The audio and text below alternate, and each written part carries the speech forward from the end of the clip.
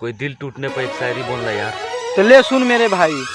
अरे ये ऐसन जेल है कि जहाँ रिहाई ना मिली।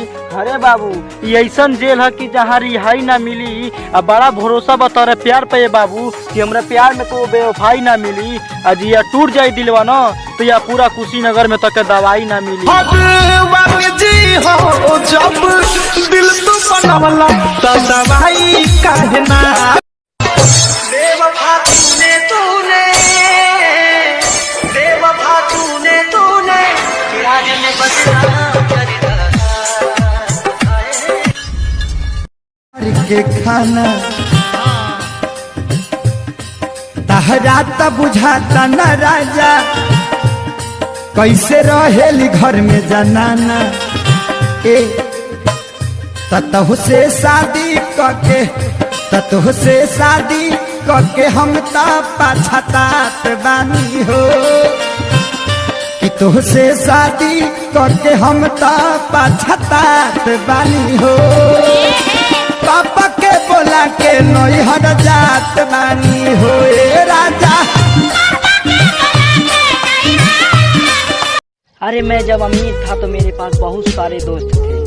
अरे जब मैं अमीर था तो मेरे पास बहुत सारे दोस्त थे। आज जब मेरी गरीबी आई तो सारे दोस्त बिछड़ गए। ये दुनिया है जनाब, यहाँ ओंठों से नहीं दोस्ती की जाती है, यहाँ पे नोटों से दोस्ती की जाती है। कड़वा है मगर सच है। नो नो नो नो।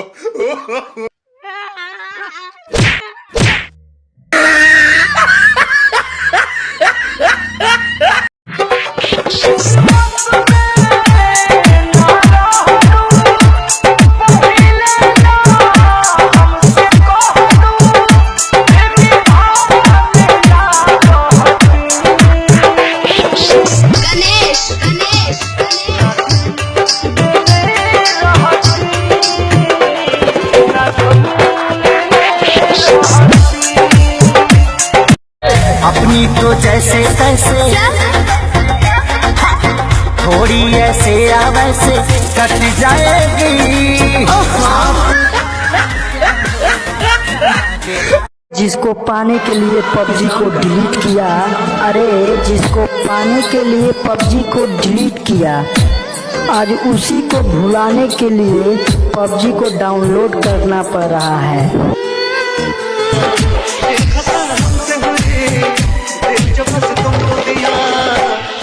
जिसको पाने